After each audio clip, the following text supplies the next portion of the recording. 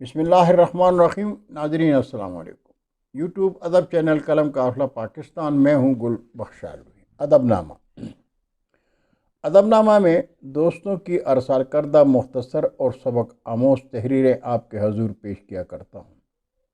آج کی تحریر کا عنوان ہے دنیا کے سب سے بڑے سرمایہ کار۔ دنیا کے سب سے بڑے سرمایہ کار والدین ہیں۔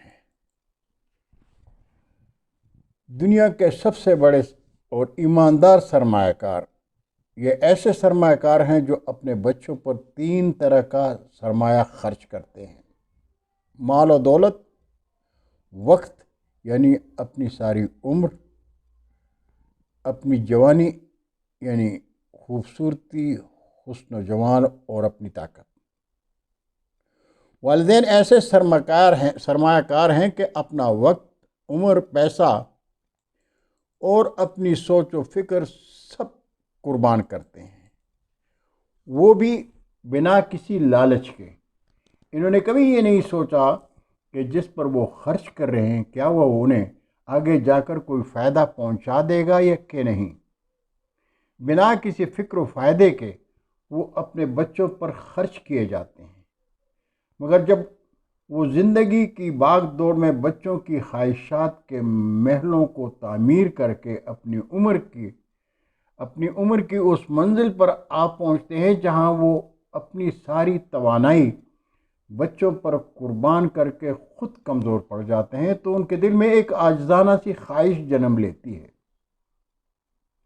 کہ جس طرح ہم نے اپنے بچوں کے کمزور اور لڑکھڑاتے قدموں کو مضبوطی بخشی، ان کا ہاتھ تھام کر انہیں چلنا سکھایا، انہیں پیار و محبت اور شفقت سے پالا، بالکل اسی طرح ہمارے بچے بھی ہمارا سہارا بنے۔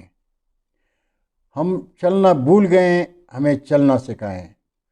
ہم کھانا بھول گئے ہیں، ہمیں کھانا کھلائیں۔ ہم جینا بھول گئے ہیں، ہمیں جینا سکھائیں۔ ہم ہنسنا بھول گئے ہیں، ہمیں ہنسنا سکھائیں۔ خالص محبت سیکھنی ہے تو اپنے والدین سے سیکھیں۔ ایک نگاہ ان کی طرف اٹھا کر تو دیکھیں، آپ کو خود ہی اندازہ ہو جائے گا کہ آپ کو بناتے بناتے وہ خود خاک ہو گئے۔ اپنے والدین کی قدر کریں، ان سے محبت کریں، انہیں اپنا وقت دیں، ان کے بار بار سوال کی عادت سے اکتائیں مت۔ یہ ان کا حق ہے اور آپ کا فرض کہ وہ آپ کی زندگی اور ذات کے ہر پہلو سے باخبر رہیں اور آپ کو غلط راستے پر جانے سے روکیں۔ اپنے والدین کی روک ٹوک کو برا نہ مانیں، بلکہ ایک نعمت سمجھیں، کیونکہ وہ آپ کو ان ٹوکروں اور برے تجربات سے محفوظ رکھنا چاہتے ہیں کہ جن سے وہ خود گزر چکے ہیں۔ بچپن میں آپ کے 10 بار سوال کرنے پر مسکرا کر جواب دیتے تھے، بالکل اسی طرح آپ کا بھی یہ امتحان اور فرض ہے کہ بنا کسی شکن کے مسکرا کر اپنے والدین کے 100 بار پوچھنے پر مسکرا کر جواب دیجیے۔ اپنی زندگی کو خوبصورت بنائیں اور اپنی آخرت کو سنواریں۔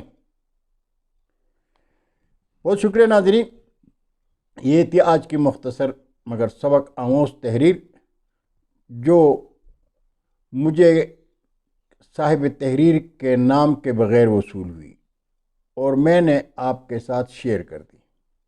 انشاءاللہ برقی رابطے میں پھر ملاقات ہوگی۔ جاتے جاتے درخواست کروں گا کہ قلم قافلہ ادبی چینل کو سبسکرائب کر کے دوستوں کے ساتھ شیئر کریں، لیکن چینل کی گھنٹی بجانا مت بھولیے گا۔ اللہ حافظ۔ اردو ادب زندہ باد۔